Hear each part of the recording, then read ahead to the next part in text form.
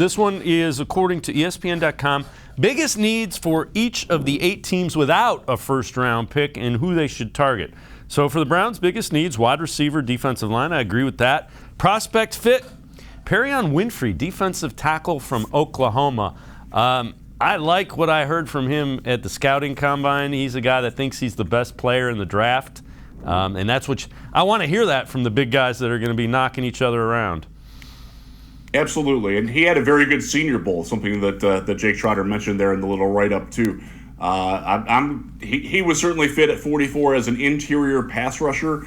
If you're looking for a guy that gives you a little bit more than just a pass rush on the inside, a guy like Travis Jones out of UConn, who was sensational at the Senior Bowl, played at UConn, which didn't get him a lot of exposure, doesn't have a lot of experience playing against NFL caliber linemen, but boy, that guy. If you're looking for a guy to replace the Maliks up front, that's the ideal guy in my eyes. And he may or may not be there at 44. There's talk that he could go as high as like 27, 28.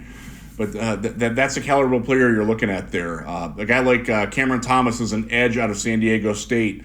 A guy who can stand up as a pass rusher. He can scoot inside. He's 275 pounds. Has played in a scheme where he's accustomed to doing the things that Joe Woods would ask him to do in playing as a complement to Myles Garrett. So he's another one that fits that bill. Not necessarily an interior guy, not necessarily a run defender, but if you're looking for a Clowney replacement or a Tech McKinley replacement, in effect, he is a better version of Porter Gustin, who we've seen in Cleveland for a couple of years now. Much more fluidly athletic guy than that.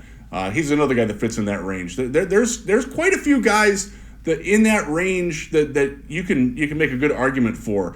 Fedarian Mathis out of Alabama, another one, probably a little bit around later. Another guy that fits that role interior. I personally want them to upgrade the nose tackle position. I look at the roster. That's the biggest hole that I see.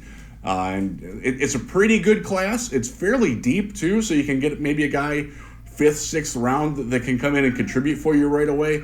But they've got to do something to fill that hole in the middle of the defense because JOK, as good as he is a guy that needs protection up front. He's not a guy that's going to take on blockers and succeed. So you've got to fix that hole. That would be my primary option in the draft right now.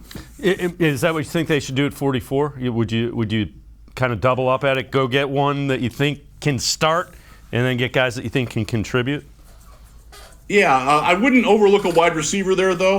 Like we just talked about, it's a good class for that. There's some names, and I think honestly the later round wide receivers aren't as good. And excuse my cat here, that's okay. Making a little appearance. The wide receiver class isn't quite as deep in terms of immediate contributors. And look, this is a team.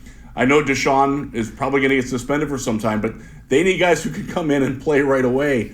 I'm not sure that you're going to get that late at wide receiver as much as you would earlier versus defensive tackle or pass rusher. So I wouldn't overlook wide receiver. And again, if you get a pass rusher, somebody falls unexpectedly, you got to look at that too. But I think that's probably something that you're going to have to patch with a veteran that gets cut later or a cheap free agent that shakes loose somehow. Because look, your options are limited with the draft capital that you've got. You do have to maximize it. You can't take a risk on an injury guy like David Ojabo out of Michigan, who would be great. Like you told me a month ago, you get me David Ojabo at 44. Heck yeah, man! Like that guy's got sizzle athletic potential.